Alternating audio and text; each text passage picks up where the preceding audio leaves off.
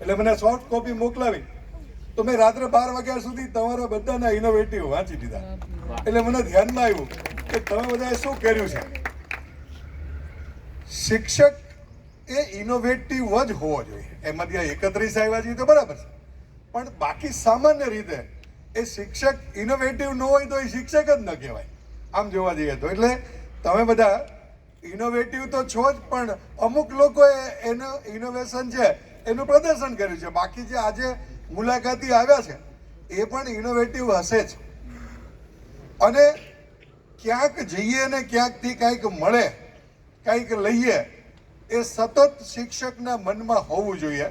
એટલે આ 31 શિક્ષકો એકબીજા સાથે કંઈ ચર્ચા કરતા હશે, એકબીજાના સ્ટોલની મુલાકાત લીધી હશે, અને આમાંથી જે સારું લાગ્યું હશે એ પોતાની શાળામાં એપ્લાય કરશે.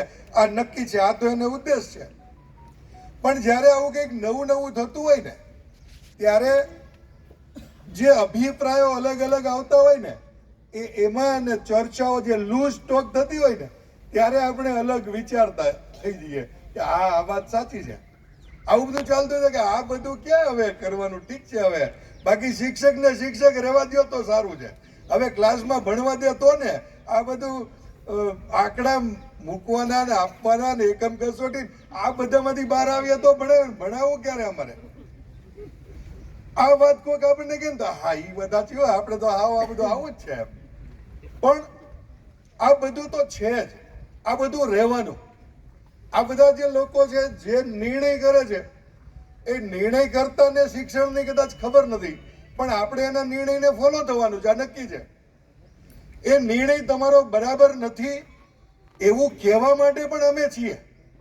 અમે અત્યારે આ ધંધો કરીએ છીએ કે એકમ કસોટીની સામે શિક્ષણ મંત્રીને 4 વાર મળ્યા, શિક્ષણ સચિવને હમણાં છેલ્લા 3 વાર મળ્યા, અને એક કમિટી બની છે. એ બે એક મહિનામાં એટલે નવું સત્ર આવશે એ પહેલા ચોક્કસ સારો નિર્ણય આપણે લઈ આવીશું. આવું બધું જે કરવા વાળાથી કરશે, પણ આવું બધું હોય તો પણ અમે કંઈક કરીશું. મારે કંઈક કરવું છે, બીજા બધા કરે કે નહીં હું કરીશ એવું કરવા વાળા બધા બેઠા છે. એટલે આવું કંઈક નવું કરીને હું એકલો છું એવું તો વિચારવું જ નહીં. આપણે એવું જ વિચારવું હું એકતો છું, લોની જગ્યાએ તો મૂકો એટલે જબરજસ્ત કામ થશે. અને આવું સારું કામ કરવાની ઈશ્વરે આપણને તક આપી છે એ પણ આપણે વિચારવું પડે. હું 20 વર્ષ પ્રિન્સિપાલ હતો, એ પહેલા 13 વર્ષ શિક્ષક હતો. એટલે હું નિવૃત્ત થયા પછી પણ અત્યારે આ જ કામ કરું છું, મને મજા આવે છે.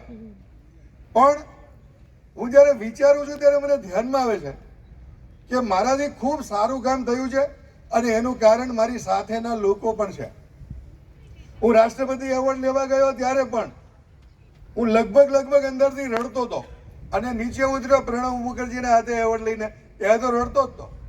તો ત્યારે મને ધ્યાનમાં આવ્યું કે મારા માતા પિતા, મારા શિક્ષકો, મારા વિદ્યાર્થીઓ, મારો સ્ટાફ, આ બધાનો સંયુક્ત એવોર્ડ છે. આ વ્યક્તિગત મારો એવોર્ડ નથી, કારણ કે આપણે બધા આ બધાની સાથે જોડાયેલા છીએ અને એ બધાથી જ આપણે અહીંયા છીએ. આ નક્કી છે. તમારી શાળામાં વિદ્યાર્થીઓ એડમિશન લે છે ને એ જ તમારા ઉપર એમનો ઉપકાર છે. તમે જોયા હો ઘણી બધી માધ્યમિક શાળાઓ કે જેના શિક્ષકો તમારી પ્રાથમિક શાળાઓમાં આવતા હશે કે ભાઈ મારી સ્કૂલમાં મોકલજો, એને મારી સ્કૂલમાં મોકલજો, ટકવાનું છે એટલા માટે. પણ પછી તમે એની સ્કૂલમાં મોકલો, પછી એમણે શું કર્યું તો એ જોવાનું છે. આપણી પાસે ગમે તેવા વિદ્યાર્થીઓ આવે એને આપણને ગમે તેવા વિદ્યાર્થીઓ કઈ રીતે બનાવીએ, એ આ ઇનોવેશન છે. બીએમ કોમર્સમાં હું વર્ષો સુધી પ્રિન્સિપાલ, હું સાથે બીએમ કોમર્સની તમારી સાથે વાત કરતો જઈશ. એમાં કોઈ આત્મશ્લાઘાનો ભાવ નથી, એ પણ સમજજો. તો આજે પણ હું નિવૃત્ત થઈ ગયા પછી જે આચાર્ય છે એ પણ એ જ કામ કરે છે. ફેબ્રુઆરી મહિનામાં, જાન્યુઆરી, આમ તો 26મી જાન્યુઆરી ટેસ્ટ હોય અમારી, ફેબ્રુઆરી મહિનામાં 9મા ધોરણના એડમિશન પૂરા થઈ જાય. આવતા વર્ષે જે 9મું શરૂ થવાનું છે એના એડમિશન ફેબ્રુઆરીમાં પૂરા થઈ ગયા. પછી બહુ ભલામણ આવે ને એવા 2 4 5 રાખ્યા હોય. પણ એવું કેમ થઈ શકે?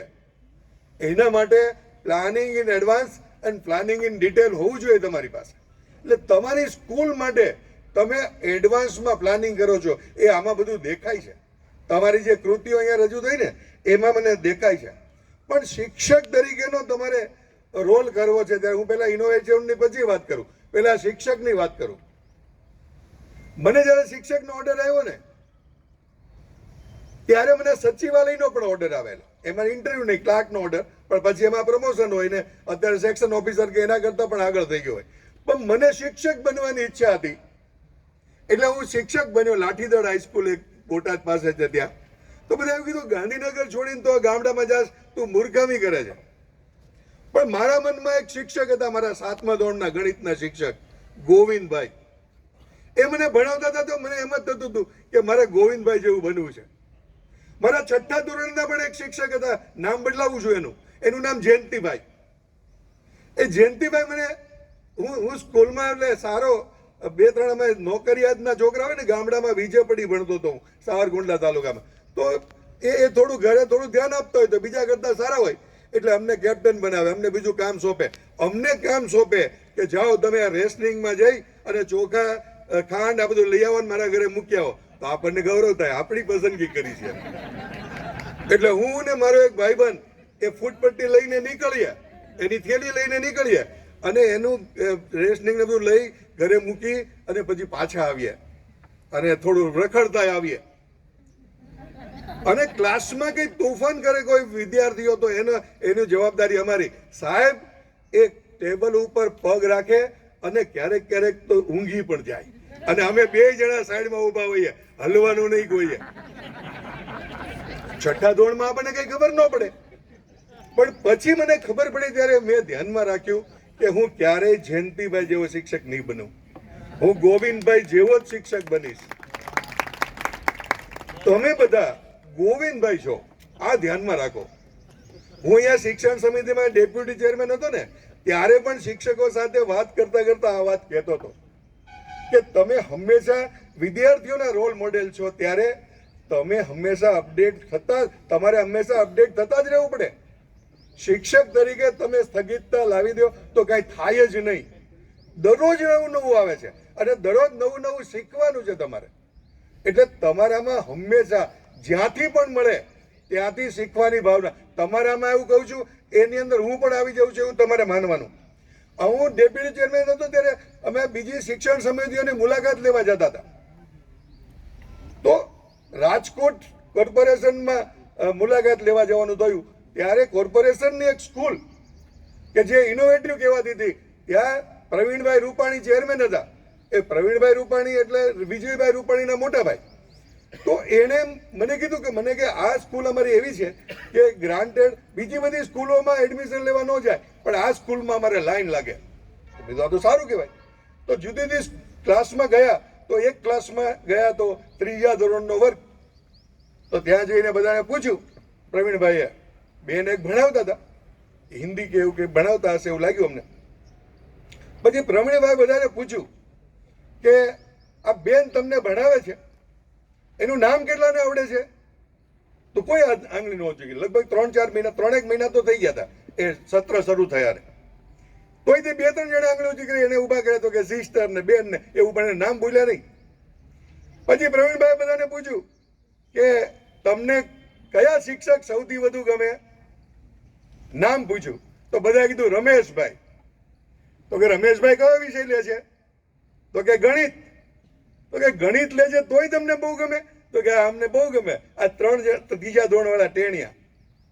પછી અમે તો બહાર નીકળ્યા પણ પ્રવીણભાઈ ઓલા બેનને કહેતા ગયા કે હવે પછી અમે આવીએ ને ત્યારે આ બધા વિદ્યાર્થીઓ રમેશભાઈની જગ્યાએ તમારું નામ લે ને તો અમને ગમશે. પછી આ વિદ્યાર્થીઓનું શું થયું અમને ખબર નથી પણ અમે નીકળી ગયા ત્યાંથી. આ પ્રસંગ નાના છે, સાચા પ્રસંગો છે, પણ આવી ઘટનાઓ બનતી હોય ને એ ઘટનાઓ આપણને પ્રેરણા આપે છે. આપણે ધ્યાનમાં રાખીએ એક શિક્ષક તરીકે આપણે કંઈક બનીએ. ઇનોવેટિવ નો ગુણ છે ને આપણો એમને આવ્યા જ કરશે એવું હું કહી શકું.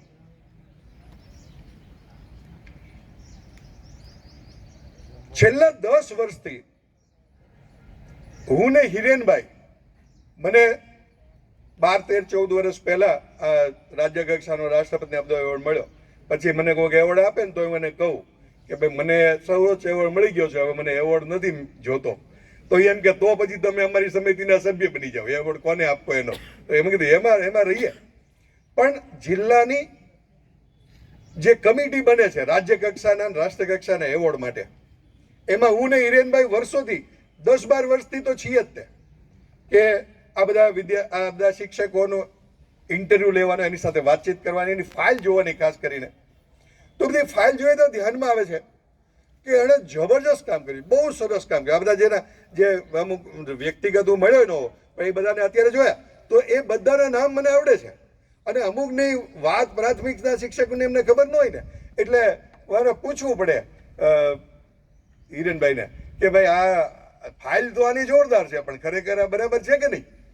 ફાઇલ તો બને, ફાઇલ બનાવવાનું એક આખું અલગ તંત્ર ચાલે છે અત્યારે. એટલે આપણે ફાઇલ બનાવવા માટે કામ નથી કરતા અને આપણે એવોર્ડ લેવા માટે પણ કામ નથી કરતા. આ પણ ધ્યાનમાં રાખીએ. આ ઇનોવેશનમાં આપણી સિલેક્શન થાય એના માટે પણ આપણે કામ નથી. આપણું ઇનોવેશન સરસ હોય એ મહત્વનું છે. નંબર આવે કે ન આવે એ અલગ વાત છે. તમે સારું કામ કરશો તો તમને એવોર્ડ મળશે, આ નક્કી છે.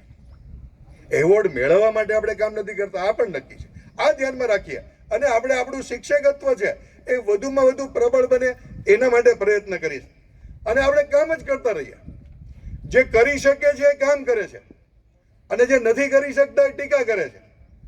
આપણે કામ જ કર્યા કરવાનું, બાકીને જે કરવું એ કરે. તમે સારું કામ કરશો, તમને કંઈક સારું મળશે, તમને કંઈક સન્માન થશે તો લોકોને ઈર્ષ્યા થશે. અને લોકોને ઈર્ષ્યા થાય તો સારું જ છે ને. ઈર્ષ્યા ક્યારે થાય? જ્યારે આપણે કંઈ આગળ હોય તો જ થાય ને. એટલે તો ટ્રકની પાછળ લખેલું હોય છે ઈર્ષ્યાળુને આશીર્વાદ. આપણે એમને જે તો હોય થાય.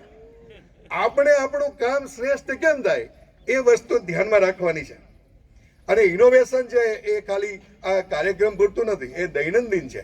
આ ધ્યાનમાં રાખવાનું. એ દૈનંદિન ઇનોવેશન ક્યારે થઈ શકે કે જ્યારે તમારું કન્ટેન્ટ ક્લિયર હોય. તમે જે ભણાવો છો એમાં કંઈ તમારો દમ ન હોય ને તમે ઇનોવેશન કર્યા કરો, ચાલે નહીં. તમારું કન્ટેન્ટ એકદમ ક્લિયર હોવું જોઈએ. તમે ભણાવો છો તો તમને સંતોષ થવો જોઈએ કે મેં ભણાવ્યું છે એ બરાબર છે. એટલે કે ભણાવવામાં જે ઇનોવેશન છે એ જોઈએ. આમાં ગણિત અને કલા વિશે મેં ડૉક્ટર ગોરધનભાઈનું ઇનોવેશન જોયું. તો એવી રીતે એને બધા એકબીજા સાથે કઈ રીતે તમે સાંકળી શકો. ગણિત, મારો વિષય ગણિત છે. હું ગણિતમાં જ બીએસસી થયેલો અને પછી ગણિત શિક્ષક તરીકે જ મને આ એવોર્ડ મળેલો. પણ હું ગણિત ભણાવું ત્યારે ગણિતને બીજા વિષય સાથે જોડું. ખાલી ગણ ભણાવું તો એનું બીજું નામ રિક્ત ગણ છે. રિક્ત એટલે શું એ કહું. એકાકી ગણ ભણાવું તો એનું બીજું નામ એક ઘટકી ગણ છે એમ કહું. અને એકાકી ગણ લખું પછી લખું એકાકી ગણ, બધા બોલે એકાકી ગણ, પછી હું ભાઈ એ શબ્દ ફરી વાર લખું કે એ પછી સ્પેસ રાખું, પછી કાકી અને પછી સ્પેસ પછી ગણ. આ વાંચો તો એમ કે એ કાકી ગણ. આપણે કાકીને ગણવાનું કહેતા હોય ને એવું છે. આ દાખલો કાકીને ગણવાનું કહેવાનું. તમે જુઓ એક શબ્દ આમથી આમ થઈ, એક અક્ષર આમથી આમ થઈ જાય તો એ અર્થ ફરી જાય છે. તો ગણિતમાં પણ ભાષા શુદ્ધિ હોવી જોઈએ. ત્યાંથી મારી શરૂઆત થાય. પછી બાજુ એની સાથે સાથે ગણિત તો થોડો જડ વિષય છે, એને સરળ કેમ બનાવાય તો એની સાથે બીજું પણ જોડું.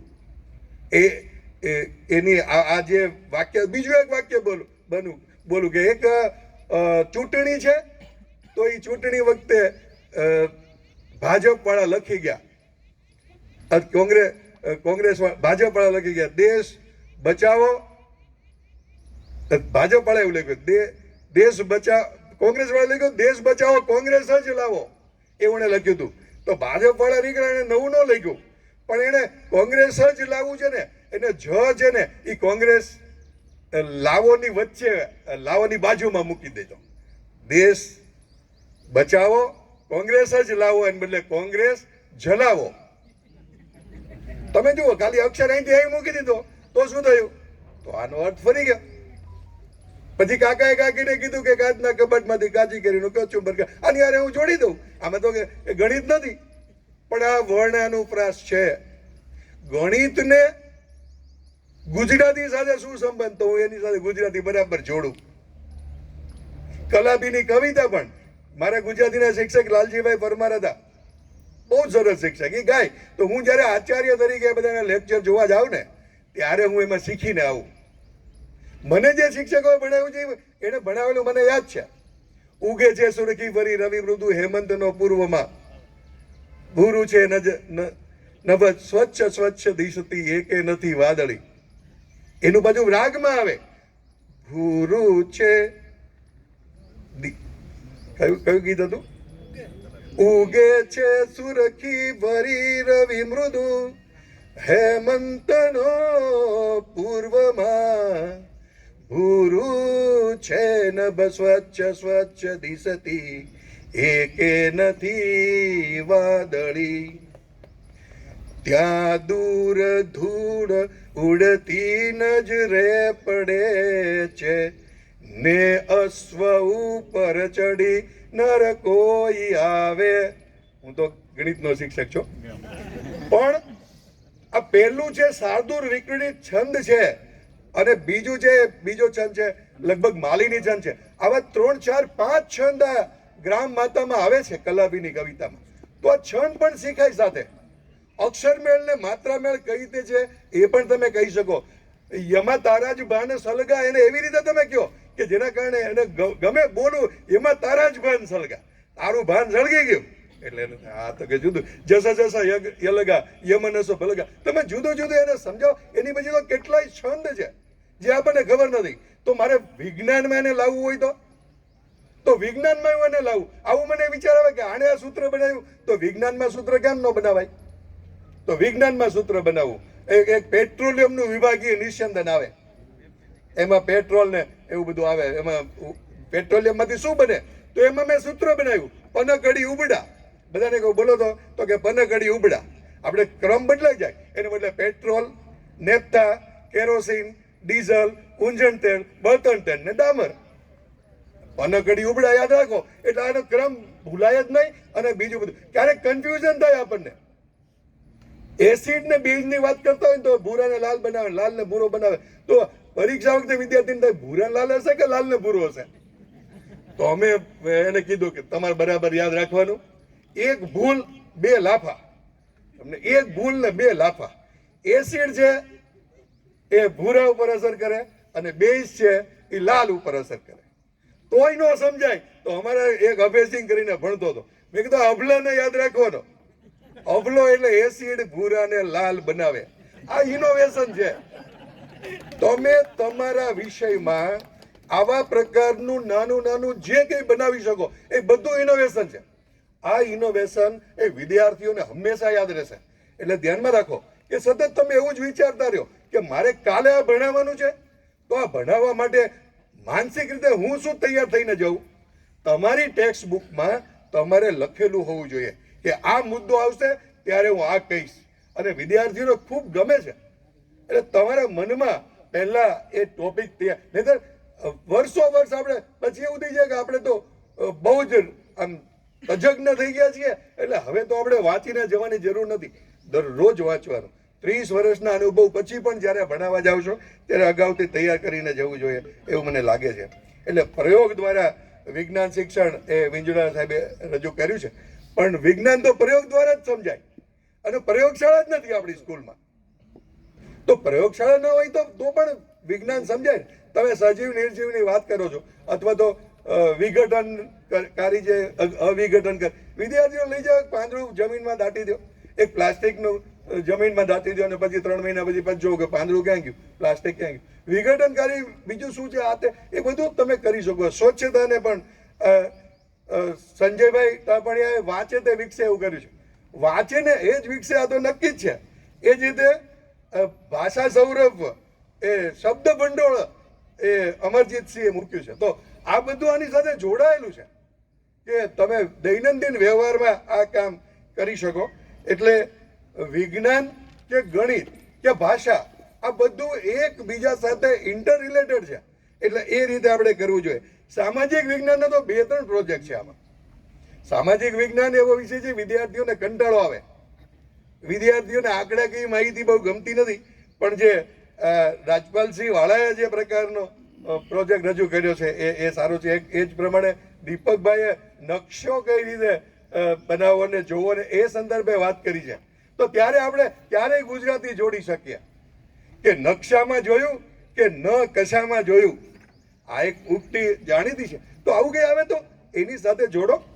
એ જ પ્રમાણે હમણાં જ માધ્યમિકમાં તો સામાજિક વિજ્ઞાનમાં અર્થશાસ્ત્ર આવે છે. તો બજેટ ગયું તો બજેટ ઉપર કોઈ વિદ્યાર્થી ચાર્ટ બનાવે, વિશ્લેષણ કરે અને પછી નોટિસ બોર્ડ ઉપર ચાર્ટ મૂકો. એને મજા આવશે, બધાને કહેશે જો મારો ચાર્ટ મુકાયો ત્યાં. માર્ગદર્શન આપણે આપવાનું છે.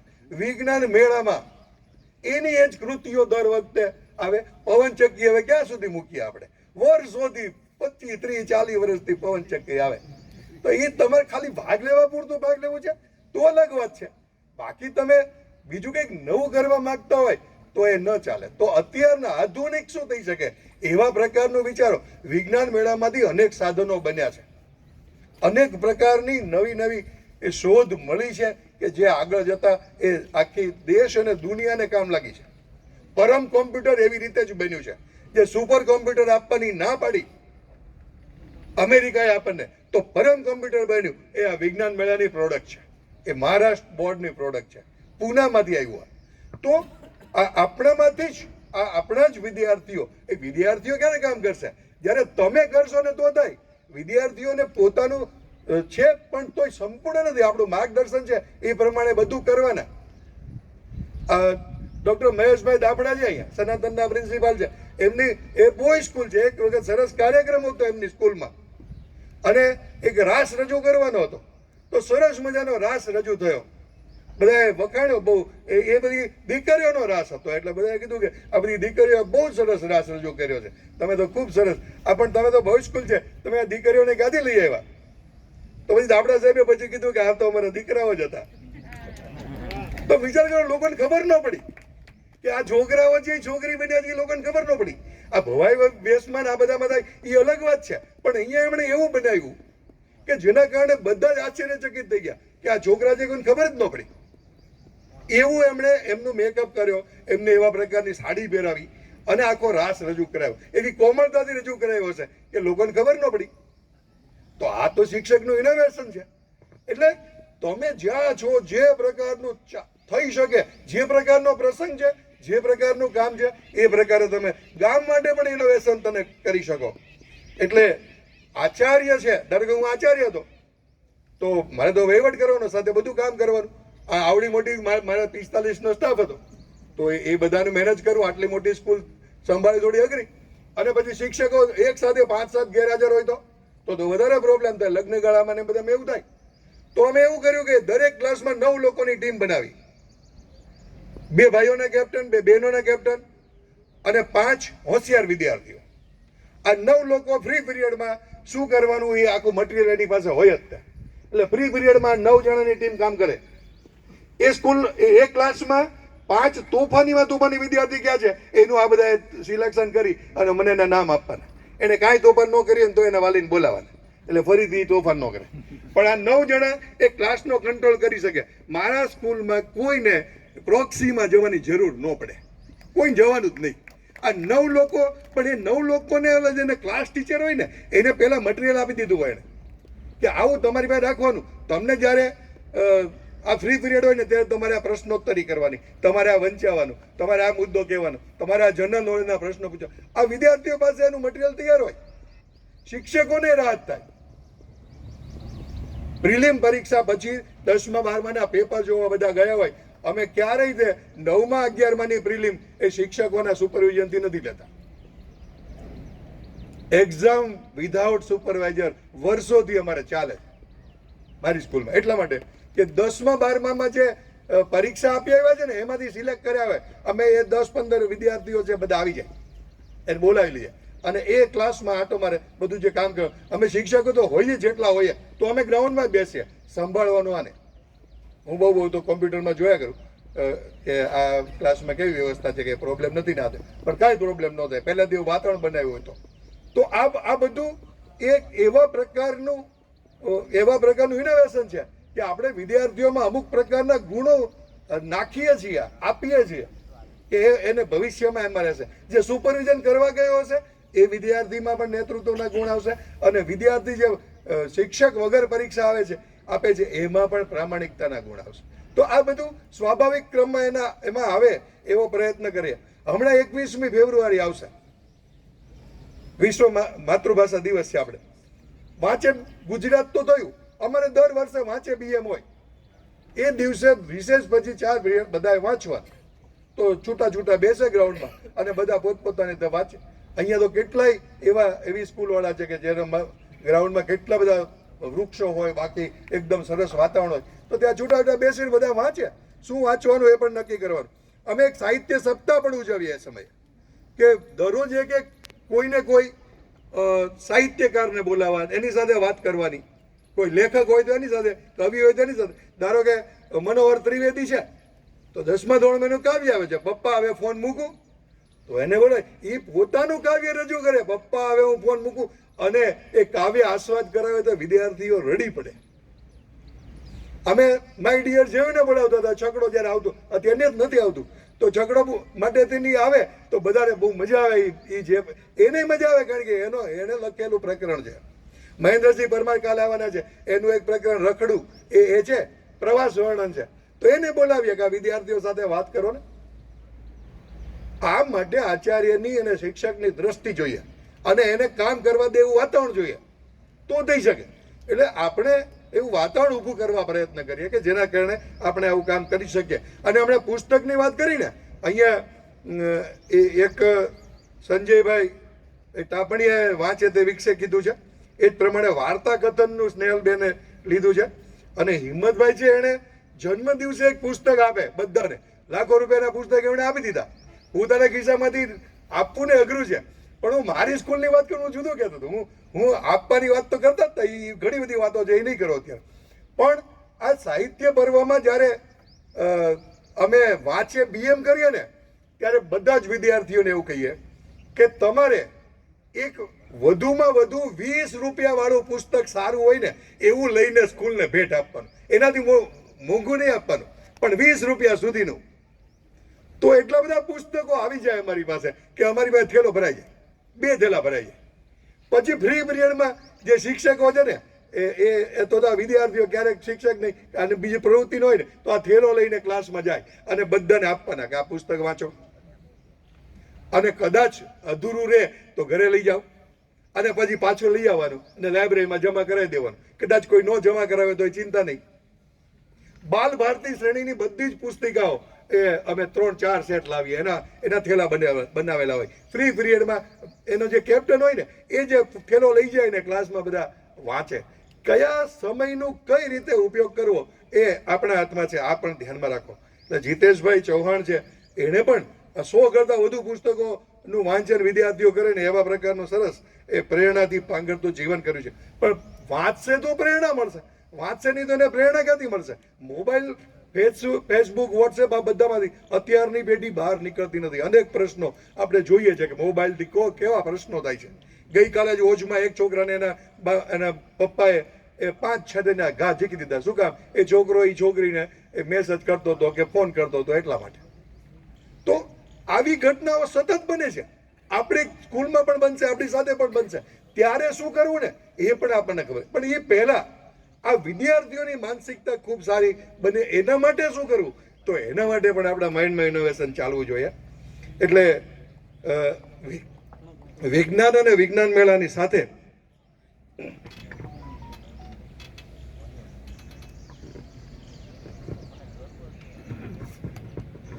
આપણે વ્યસન મુક્તિ જોડી શકીએ. સ્વચ્છતા વિશે પણ સૌને ગમે સ્વચ્છતા એ મુદ્દો એમણે. મારી સ્કૂલમાં મેં દરેક વર્ગમાં એક સ્વચ્છતા મંત્રી રાખ્યા હતા કે આપણે કેપ્ટન હોય ને એમ આ સ્વચ્છતા મંત્રી છે, એને કદાચ 1-2 એની સાથે જોડવો હોય તો જોડવા. સવારે મેં પ્રાઇમરી ચાલે, એ બધા કંઈક કાગળના ડૂચાને બધું નાખ્યું હોય ને તો બપોરે આ બધા આવે ને પહેલા કાગળના ડૂચાને બધું લઈને ડસ્ટબિનમાં નાખી દે પહેલા, એટલે ક્લાસ ચોખ્ખો થઈ જાય. એટલે આવા પ્રકાર રસ્તામાં ક્યાંક પડ્યું છે કાંઈ તો એ પણ આપણે પ્લાસ્ટિકનું જબલું કેવું કહે છે તો લઈ અને શિક્ષક જો નાખશે ડસ્ટબિનમાં તો વિદ્યાર્થી નીચે નહીં નાખે અને એ પણ ડસ્ટબિનમાં નાખશે, એવું કરશે. પણ આપણે છાપાઓમાં કેવું આવે છે આ વિદ્યાર્થીઓ પાસે કામ કરાવ્યું ને આ કઈ રીતે કરાવ્યું, નેગેટિવ લે, એને જે લેવું લેવા દે. શિક્ષક એની સાથે કામમાં જોડાયો હશે ને તો ક્યારેય ત્યાં નેગેટિવ નહીં આવે. આપણે બી એની પાસે કામ કરાવીએ છીએ ને એટલે નેગેટિવ આવે છે. પણ એની સાથે એ સાવરણો લઈને આપણે જોડાયા હોય તો પછી આ તો શિક્ષકે કામ કરે છે, આ બીજા કામ શક્તિદાન ગઢવી છે તો એના સ્કૂલમાં એ પોતે પણ વાળે વિદ્યાર્થીઓ પાસે એટલે સાવરણો પણ એ બનાવેલા અલગ પ્રકારના. અને પંડિત સાહેબની વાડીએ સાવરણા બનાવવાની ટ્રેનિંગ પણ રાખી અને પછી અમે કોરોના પછી એ કઈ રીતે સ્વચ્છતા રખાય એવું બધું કરતા. તો આ આપણે આપણી રીતે કરવાનું છે એમ કહી શકાય. દિવ્યાંગભાઈ પરમારે રાખી ધાગો કા ત્યોહાર એ સરસ એક ઇનોવેશન આપણને આપ્યું છે. અમે શું કર્યું, અમે અમારી સ્કૂલમાં દર રક્ષાબંધને વૃક્ષોને રક્ષાબંધન કરવાનો કાર્યક્રમ રાખ્યો. અમારી સ્કૂલમાં 56 વૃક્ષો છે તો 56 વૃક્ષોમાં 56 ટીમ આ વૃક્ષને રાખડી બાંધશે. એના માટે મોટી રાખડી બનાવે થર્મોકોલ ને એ બધું વાપરીને, અને પછી એને રાખડી બાંધે અને એના ફોટા પાડે ને પછી એને વોટ્સએપમાં. અમે દેવેનભાઈ શેઠ એક પર્યાવરણનું કામ કરે છે, પેલા વિભાવરીબેન દવે હતા, આ બધાને બોલાવીએ તે દિવસે કે આવો 5 મિનિટ અમારી સાથે ફોટા પડાવો અને આ કાર્યક્રમમાં સહભાગી થાવ. તો એ આવે તો વિદ્યાર્થીઓને પણ ગમે, એ પણ એના ઘરે બધા એના મા બાપને બતાવે. કાર્યક્રમ પોણી કલાકનો કાર્યક્રમ હોય, રજાના દિવસે આવવાનું છે. તો અમારે ઇકોક્રાફ્ટ વાળા મહાવીરભાઈ ડાંગર આવે, દર વર્ષે આ કામ કરે અને એક અલગ પ્રકારનું વાતાવરણ બને. આખી સ્કૂલને નહીં આવવાનું, આ ખાલી આ જે ઇકો ક્લબની ટીમ બની છે ને એને જ આવવાનું. પણ એ આ એક સંદેશ આપે કે વૃક્ષોને રાખડી બાંધીએ છીએ તો પર્યાવરણનું રક્ષણ કરવાની આપણી જવાબદારી. પછી એક નાની પ્રતિજ્ઞા પણ લે. અને સ્કૂલની બહેનો છે એ અધિકારીઓને રાખડી બાંધવા જાય. આ આપણે રાખી ત્યોહારની વાત કરી ને એમાં એવું કીધું છે. તો અમે શું કરીએ, ડીએસપીને, ડીઆઈજીને, ડીઓને, ડીડીઓને, કલેક્ટરને, કમિશનરને, આ બધાને, આ બધી સ્કૂલની મોટી 11-12ની દીકરીઓ એ રાખડી બાંધવા જાય. કોઈ નાનો પડે રાખડી બાંધવા, રક્ષાબંધનના આગલે દિવસે કે નજીકના પોલીસ સ્ટેશનના પીઆઈ પીએસઆઈને રાખડી બાંધે. તો એને એમ થાય કે બીએમ કોમર્સમાંથી આવ્યા છે, સરસ સરસ, હાલ કામકાજ કેજો કાંઈ મીઠું મોઢું કરાવે. અને ઘણા તો 100 રૂપિયા, 150 રૂપિયા, 200 રૂપિયા એવું બધું આપે. તો આ બેનો એમ કે ના ના આમાં નથી લેવા, ના પડી સાહેબ. તો કે ના ના લેવા જ પડે તમે આપ. પણ સાથે બીજી એક રાખડી લેતા જાય મોટી, જે વૃક્ષોને બાંધવાની. અને પછી સાહેબને કે સાહેબ તમારે બહાર એક વૃક્ષ છે ને, તમારા હાથે એને રાખડી બાંધવાની, આવો ને બહાર. તો એ ઉભા થઈને તરત આવે, વળી પાસે એની પાસે વૃક્ષને રાખડી બંધાવવાની અને ફોટો પડાવવાનો. જુઓ તમે, એક વિચાર એ આગળ જતા કેટલો મોટો. અને એ ક્યાંક કદાચ કોઈ જગ્યાએ વાત કરે ને તોય કે આવા વિદ્યાર્થીઓ મને રાખડી બાંધવા તે દિવસે આવ્યા હતા. એટલે આવું બધા કાર્યક્રમો આપણે કરી શકીએ છીએ. અંજનાબેને રંગોની દુનિયા, બુધવારે કોઈ કલર કોડ હોય એવા પ્રકારને કીધું. પણ એમાં 7 રંગો હોય છે તો 7 રંગો એકબીજામાં કેમ પડે હાથે, એવા બધા પ્રકારના પ્રયોગોમાં પણ આપણે લઈ શકીએ. એમાંય તે ચિત્રમાં કોને રસ છે, રંગોની વાત તો સારી છે બધું સમજવા માટે, પણ નાનપણથી ચિત્રમાં કોને રસ છે એને ગોતો. એટલે એ અમે ચિત્રમાં પહેલેથી રસ હોય ને એમાં ગોતી નાખીએ. હું એકવાર મને ધ્યાનમાં આવ્યું કે સ્કૂલની અંદર અમારા એક નીતેશભાઈ ભોયા કરીને ચિત્ર બહુ સરસ કામ કરે. તો થોડા ઓછા વિદ્યાર્થીઓ એ ઇન્ટરમીડિયેટ ને એલિમેન્ટરીની પરીક્ષામાં હતા. એટલે પછી મેં કીધું આજે આ વખતે તો મારે ઇન્ટરમીડિયેટની પરીક્ષા આપવાની તમે જાહેરાત કરો. ભાઈ બધા વિદ્યાર્થીઓને કીધું આપણા સાહેબ છે ને ઇન્ટરમીડિયેટની પરીક્ષા આપવાને, બાકી કેટલાને જોડાવવું છે. તો સંખ્યા બહુ વધી ગઈ. તો અમે બધા સાથે રહીને એ ઇન્ટરમીડિયેટની પરીક્ષા આપી, સિરોલ બેચમાં પરીક્ષા. તો હું આવડો મોટો અને બાકી બધા વિદ્યાર્થીઓ. તો મારી સ્કૂલના વિદ્યાર્થી મને ઓળખે, બીજા તો ન ઓળખે. એટલે બીજા બધા એમ થાય આવડે મોટા કોણ આવે, પણ જે સુપરવાઇઝર ની બધા મને ઓળખે જ તે. એટલે મને તો જેવું આવડે એવું મેં ચિત્ર દોર્યું. પણ પછી મારે A1 ગ્રેડ આવ્યો. પણ A1 ગ્રેડ આવ્યો ને એટલે મને ખબર પડી ગઈ કે આ મારો ગ્રેડ નથી. મેં એને પેપર આપી દીધું હોય ને પછી આ શિક્ષકોએ એમાં કંઈક બીજું કામ કર્યું હોય તો જ સારો ગ્રેડ આવે. પણ એ વિદ્યાર્થીઓ સાથે આ પરીક્ષા આપવાનું એક કામ. એ જ રીતે મેં હિન્દી વિનીતની પરીક્ષા પણ આપી. દક્ષિણામૂર્તિમાં સેન્ટર હતું, 4 પુસ્તકો વાંચવા પડે. તો હિન્દી વિનીતની પરીક્ષા આપી એમની સાથે. તો એ વિદ્યાર્થીઓ બધા મને ત્યાંના મગનભાઈ બધા પૂછવા આવે, સાહેબ ચા પાણી લાવવું હાથે. મેં કીધું તમે આવતા જ નહીં, આ બધા છોકરાઓને એમ થશે કે તમે મને ચોરી કરવા આવો છો, એટલે તમે નહીં આવતા. અને એમાં હું પાસ થઈ ગયો અને પહેલા નંબરે. એટલે મારે હિન્દી વિનીતમાં જે આવ્યું ને એમાં 3રે દરજ્જામાં આવ્યું. બધા 3રે દરજ્જામાં હતા, એમાં મારો પહેલો નંબર. મારી હમણાં થોડા સમય પહેલા એક હર્ષ નામનો વિદ્યાર્થી હતો, એન્જિનિયર થઈ ગયો, પછી મળ્યો અને પછી પગે લાગ્યો. મને કે સાહેબ ઓળખો? મેં કીધું બહુ ધ્યાનમાં નથી આવતું. મને કે સાહેબ આપણે વિનીતની પરીક્ષા સાથે આપી હતી. મેં કીધું આ ઓળખાણ સારી. મેં કીધું હા બરાબર. તમે જો તમારા નાના નાના વર્તનને આ વિદ્યાર્થીઓ ધ્યાનમાં લે છે, એટલે આપણે એક પ્રકારનું ઇનોવેટિવ જ છે એવું કહી શકીએ. ખાસ કરીને મૂલ્ય શિક્ષણ એ અલગથી આપવાની વાત નથી, એ સાથે આપણા વ્યવહારથી આપવાની વાત છે, એ પણ ધ્યાનમાં રાખો. સમયસર આવવાની વાત છે, સમયસર યોગ્ય રીતે બધું કામ કરે. આપણે ક્લાસમાં ટાઈમસર પહોંચીએ તો, આપણે મોડા પહોંચીએ તો પણ જઈ શકીએ. વહેલી દુકાન બંધ કરી દઈએ તોય વિદ્યાર્થીઓ તો આપણે કંઈ કહેવાના નથી, પણ વિદ્યાર્થીઓ આપણું અવલોકન કરે છે. તમે ઇનોવેટિવ હશો, તમે એને ગમતા હોય એવા હશો, તો વિદ્યાર્થીઓ તમારી રાહ જોઈને બેઠા હશે. અને તમે જ્યારે કંઈક ન ગમે એવા શિક્ષક હશો ને, તો આ ક્યાં આવ્યો, આ ક્યાં આવી, એવા પ્રકારની માનસિકતાથી વિદ્યાર્થીઓ બેસશે. એક વખત એક ક્લાસમાં એક બેન મારી સ્કૂલના તે ગણિત સરસ ભણાવતા હતા, પણ એને બરાબર તૈયારી નહીં કરી હોય, એટલે પ્રમેય શરૂ કર્યો, પ્રમેય લખ્યો, બોર્ડ ઉપર સમજાવતા હતા અને ગણિત પણ ખુલ્લું રાખેલું.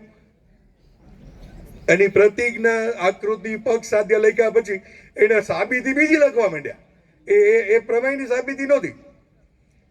વિદ્યાર્થીઓ ટ્યુશનમાં ભણીને આવ્યા હતા, એને ખબર હતી આ એની સાબિતી નથી.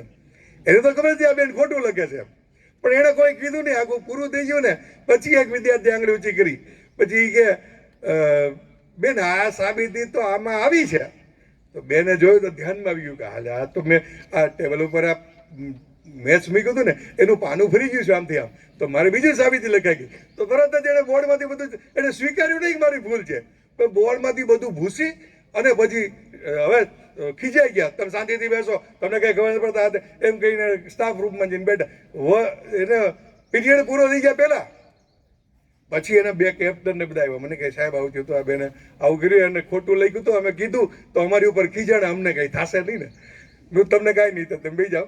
પછી મેં બેનને કીધું ને બેન આવું કેમ કર્યું, પણ પછી મને ધ્યાનમાં આવ્યું કે આ બધા છોકરાઓએ એને નામ પાડી દીધું, પાનું ફરી ગયું. પાનું ફરી ગયોનો પીરિયડ છે એમ કે. આવા શિક્ષકો એ કેટલાય વિદ્યાર્થીઓના જિંદગીના પાના ફેરવી નાખે છે. એટલે આપણે એ ધ્યાનમાં રાખવાનું કે આપણું કન્ટેન્ટ ક્લિયર હોય, આપણે ઇનોવેટિવ હોઈએ અને આપણે જોરદાર કામ કરીએ. એટલે અલ્પાબેને જે રૂપાંતરણ લીધું ને, એ રૂપાંતર કાર્યક્રમમાં અમે જોડાયેલા છે. નિયમિત રીતે હસમુખભાઈ પટેલ સાથે અમે કામ કરીએ છીએ. અહીંયા ડીઆઈજી હતા ને, એ હજી શિક્ષણનું કામ કરે છે. એને 4 પુસ્તકો લખ્યા ને એમાં અમારા બધાના નામ છે. એને ગમે છે કે અમે એની સાથે વાત કરીએ, તો એમાં આખું ગ્રુપ છે. તો એને શું જોવા, એ જીપીએસસીના ચેરમેન છે અત્યારે, એને શું આ વિદ્યાર્થીઓની પડી હોય, તો એને એવું થાય છે કે આ પેઢી છે ને એમાં મૂલ્યો આવશે તો બધું થશે. તો એ આપણે કરીએ. એ જ રીતે મનોરંજન સાથેનું શિક્ષણ છે, હમજીભાઈએ કીધું છે ને, એ પણ એક મૂલ્ય શિક્ષણનું જ કામ છે. અને મસ્તીકી પાઠશાળા જે મહેશભાઈ આપ્યું છે, એ પણ આવું જ કામ છે. તમે રઘુ રમકડીનું નામ તો સાંભળ્યું છે ને? રઘુ રમકડું એવો પ્રાથમિક શિક્ષક છે કે મસ્તીની પાઠશાળા જ ચલાવે છે. તો તમે પણ એક રઘુ રમકડું બની શકો, એનું નામ છે આ. પણ એને એટલું જબરજસ્ત કામ કરે કે એનું બદલી થઈને એક પ્રાથમિક શાળાથી બીજી પ્રાથમિક શાળામાં, તો લોકો છે, વિદ્યાર્થીઓને વાલીઓ ધ્રુસકે રોયા છે. તો આ પ્રકારનું કામ આ ઇનોવેટિવ શિક્ષક કરી શકે છે. અને એના માટે શિક્ષકે વાંચવું પડશે. શિક્ષકે ડોક્ટર આંબેડકરને વાંચ્યા છે, શિક્ષકે સરદાર પટેલને વાંચ્યા છે, શિક્ષકે વિવેકાનંદને વાંચ્યા છે, શિક્ષકે ગાંધીજીને વાંચ્યા છે, તો એ કંઈક કહી શકે ને. બાકી તો એ વોટ્સએપ અને ફેસબુકમાં રહેશે તો એ બીજાને શું કહી શકશે? એટલે આપણે સંકલ્પ કરીએ આજથી કે આપણે ઇનોવેટિવ તો છીએ જ, પણ એ હંમેશા એ ઇનોવેટિવ રહે. સંવેદના, 5 મિનિટમાં હું પૂરું કરીશ. સંવેદના તમારામાં, વિદ્યાર્થીમાં સંવેદના પ્રગટાવવાની છે. અને એના માટે તમે શું કરો, વિદ્યાર્થીઓ જ કંઈક આપણને કહે. અમે એક સેતુ કાર્યક્રમમાં જોડાયેલા હતા. શૈશવ નામની સંસ્થા છે. આપણી કેપેસિટી હજી મારી 45 મિનિટ નથી થઈ, પણ આપણી કેપેસિટી થોડી વિદ્યાર્થી માનસિકતા છે ને. હું ઘણા બધા તાલીમ કાર્યક્રમો મેં કર્યા છે, આચાર્યોના નહીં બધા. એટલે એમાં જે અહીંયા આવે ને ત્યારે એની અંદરનો વિદ્યાર્થી છે ને એ જાગે. જ્યારે અહીંયા આપણે શિક્ષક છીએ પણ અંદરથી વિદ્યાર્થી જાગે કે આ હું આ લેક્ચર કરે છે, આ તો આવું તો આપણે કેટલું સાંભળ્યું, ઠીક છે. હવે આવું આપણને લાગે, આપણે બોલતા હોય તો આપણને ન લાગે, પણ જ્યારે આપણે સાંભળીએ ને તમે ક્યાંક કોકનો વિદ્યાર્થી જાગે છે. પણ હવે 5-7 મિનિટ શાંતિથી બેસો. સંવેદના છે ને એ આપણામાં હોવી જોઈએ. એટલે એવા પ્રકારના કાર્યક્રમો આપણે કરીએ. વિદ્યાર્થીઓ પણ કંઈક આપણને કાર્યક્રમ આપે, એવા ઘણા બધા કાર્યક્રમ છે, પણ હું બધો સમય નથી એટલે નહીં કહું. અભિવ્યક્તિનું આનંદમય શિક્ષણ ડૉક્ટર માનસી ત્રિવેદીએ રજૂ કર્યું છે. આમ તો એમ પણ કહી શકું કે મારી વિદ્યાર્થીની છે, પણ એ સારી નાટ્યકાર છે, સારી કલાકાર છે. એ કલાકાર છે એટલે એને વિદ્યાર્થીઓને નાટક કરાવે છે. આપણે સ્ટેજ ઉપર અભિવ્યક્ત થતા ડરીએ છીએ. જે કાંઈ બોલતો ન હોય એને સ્ટેજ ઉપર નાટક કરાવવું અઘરી વાત છે. જ્યારે એ નાટક કરે ને બાકીના લોકો તાળીઓ પાડે તો એની અંદરનો કલાકાર જાગૃત થઈ જાય. એમ થાય કે હું કંઈક કરી બતાવીશ, હું કંઈક ગાઈ બતાવીશ, હું કંઈક રજૂ કરી બતાવીશ. તો આ જે કામ છે ને એ અભિવ્યક્તિનું આનંદમય શિક્ષણ, એ શિક્ષણને અભિવ્યક્તિ તરફ લઈ જાઓ. એ જ પ્રમાણે બેગલેસ ડે વિશે શાંતિભાઈ ડાભીએ સરસ વાત કરી. પણ બેગલેસ ડે છે શું? બેગલેસ ડે છે પ્રવૃત્તિલક્ષી શિક્ષણની વાત છે. એ બેગ લીધા વગર આવે અને આપણે સાંજ સુધી એને બિહાડી રાખીને વાતો કરીને જવા દઈએ એવું નથી. એના માટે જુદા પ્રકારનો કન્સેપ્ટ છે. એટલે એ કન્સેપ્ટ આપણે બરાબર સમજીએ. એને જુદી જુદી જગ્યાએ જુદી જુદી કળાઓ શીખવવા માટે કુંભારને ત્યાં, બીજે ત્યાં, અલગ જગ્યાએ કોઈ કારખાનાઓમાં એ જગ્યાએ લઈ જવાના છે અને વાત કર. અને NEP 2020માં તો આ પ્રવૃત્તિલક્ષી શિક્ષણને જ મહત્વ આપ્યું છે. એટલે આપણે NEP 2020 શું છે એ બધાને ખબર નથી. મેં 2-4 વિડીયો શરૂઆતમાં મૂક્યા હતા ત્યારે એમાં 3+5+3+4 આ શું છે એ પણ ખબર નહીં. પ્રેપરેટરી સ્ટેજ શું છે, બીજો સ્ટેજ શું છે, ક્યાંથી કયું આવે છે, કયા વિષય કાર્ય બદલાશે, કઈ રીતે પરીક્ષા આવશે, કઈ ખબર નહીં. તમારા શિક્ષકો પાસે તો બધા માર્ગદર્શનની અપેક્ષા રાખે. હજી આપણે NEP એટલે નવી શિક્ષણ નીતિ જ કહીએ છીએ. નવી શિક્ષણ નીતિ નથી ભાઈ, આ રાષ્ટ્રીય શિક્ષણ નીતિ છે, નેશનલ એજ્યુકેશન પોલિસી. અગાઉની બધી જ પોલિસી હતી ને એ બધી ન્યૂ એજ્યુકેશન પોલિસી હતી. આ બીજી આવી ને એ પણ ન્યૂ એજ્યુકેશન 86માં આવી ને એ પણ ન્યૂ એજ્યુકેશન પોલિસી હતી. એ 20 વર્ષ સુધી જૂની જ નહોતી, એટલે એનું નામ બદલાવીને નેશનલ એજ્યુકેશન પોલિસી કરી. અને આ નેશનલ એજ્યુકેશન પોલિસી એ કોઈ રાજકારણીઓ કે કોઈ પક્ષવાળાએ બનાવ્યું નથી.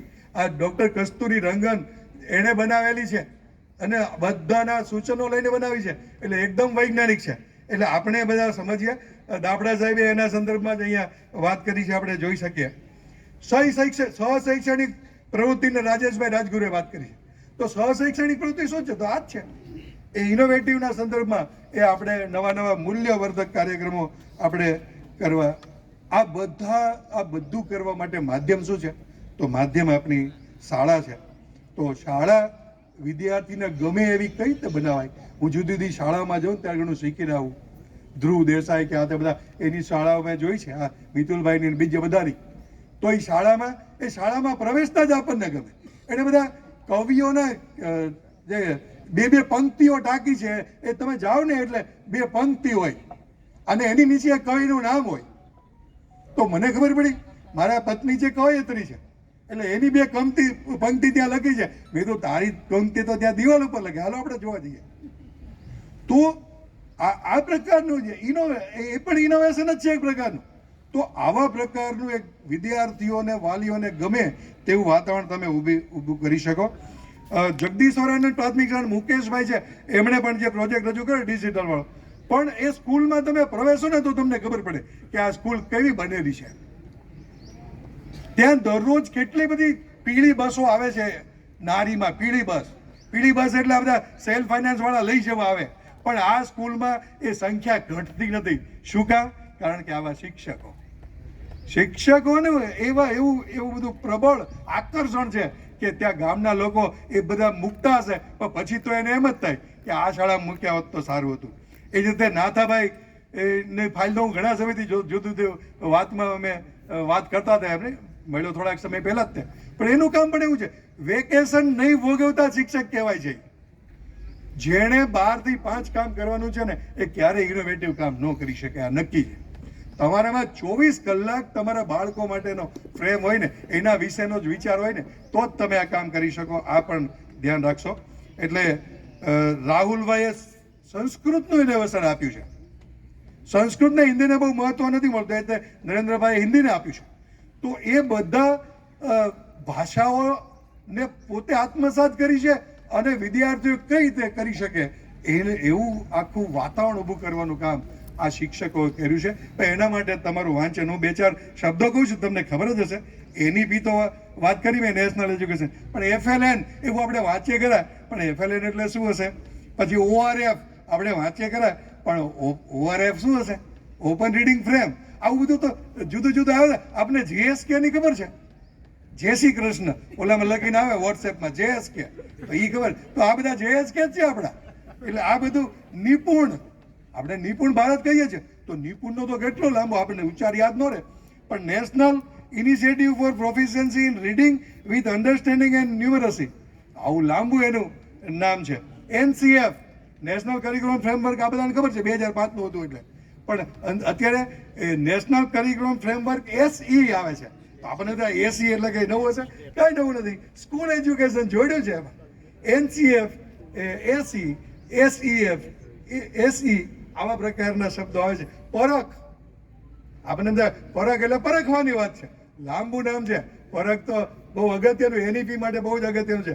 Performance assessment review and analysis of knowledge four holistic development. Holistic development ઉપર જ ભાર આપ્યો છે આમાં. એટલે PARAKH એનું આખું નામ પરખ છે. અને હવે જે પરીક્ષાઓ લેવાની છે એ NTA લેશે હવે, નેશનલ ટેસ્ટિંગ એજન્સી. તો નેશનલ ટેસ્ટિંગ એજન્સી એ શું છે? તો અત્યારે આ જે જી નીટનું છે ને એ NTA લેવા માંડી છે, અને આપણી શાળાની પરીક્ષા પણ NTA લેશે. તો